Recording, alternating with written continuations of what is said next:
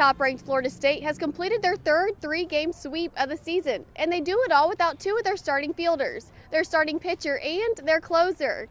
The Noles hit a season high of 68% from the field. Coach Hamilton says that has a lot to do with the team's attitude going into tonight's game. Spring ball has started, and with Heisman-winning quarterback Jameis Winston playing baseball in South Carolina, Sean McGuire got to take most of the first-team reps.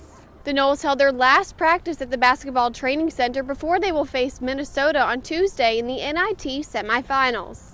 Andy and Julie Remington Award winner Brian Stork has been at the center of FSU football literally for the past 3 years. It was a personal and painful loss that he says propelled him to succeed and win. The BCS National Championship was Brian Stork's last game with his Seminole teammates. We're like, dude, you just did it. Like, it's over. You did it. Standing at 6'4" and 300 pounds, senior center Brian Stork has been a force to be reckoned with on the Florida State offensive line. Stork racked up 39 starts during his career. He says that success came from a work ethic his father, Lawrence Stork, instilled in him. He was tough on me, but I'm glad he was. Those lessons, however, were cut short when Larry died of colon cancer in 2008. Brian was just a high school senior at the time. The day he died, I cried for 20 minutes, and then I moved on. And because I knew he was in a happier place. I'm like, why am I crying? There's no point.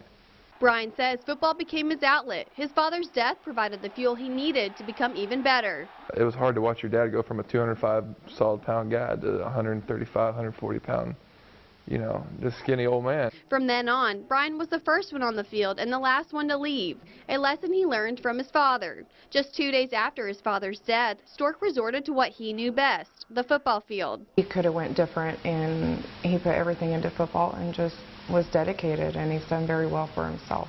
We're very proud. None of this was luck or handed to him.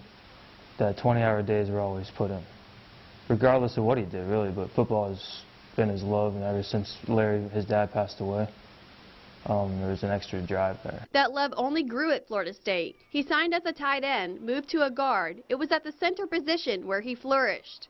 While the awards may come and go, Stork says two things will remain: his work ethic and the love for his father. He taught me how to work. He really did.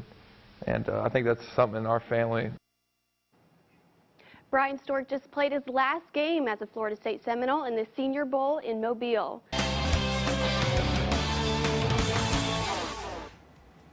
Welcome into your Good Morning Sports. I'm Emily Johnson. So who picked UConn to make it to the final game? Anyone? Well, maybe a few of you did, but let's be honest, they weren't the favorite. The top overall seed, Florida, hasn't lost a game since early December. But guess who they lost to? That's right, it was UConn.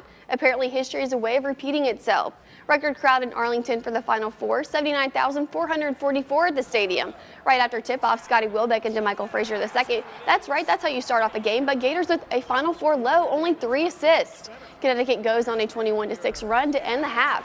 Shabazz Napier getting buckets. He had 12 points, 6 assists. UConn up 3 after the first 20 minutes. Gators couldn't connect from the 3. They only had 10% from behind the arc. The only 3 they had, and you saw that moments ago. Connecticut puts a nail in the coffin. With less than 2 minutes, UConn wins 63-53.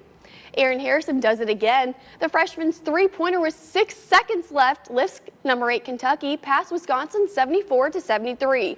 Badgers missed their only free throw of the game with 16 seconds left. It proves to be decisive. For the 4th time this season, Florida State baseball will try to fit in a doubleheader in a 3-game series. The Noles and Notre Dame decided to push Game 2 to today at 10 a.m. Lightning and rain was the cause of postponement on Saturday night. Florida State beat the Fighting Irish on Friday night, 8-7 in 12 innings. Here's a look at your fishing game report. Peak times are 7:20 a.m. and 8 p.m. That's a look at your Good Morning Sports. I'm Emily Johnson.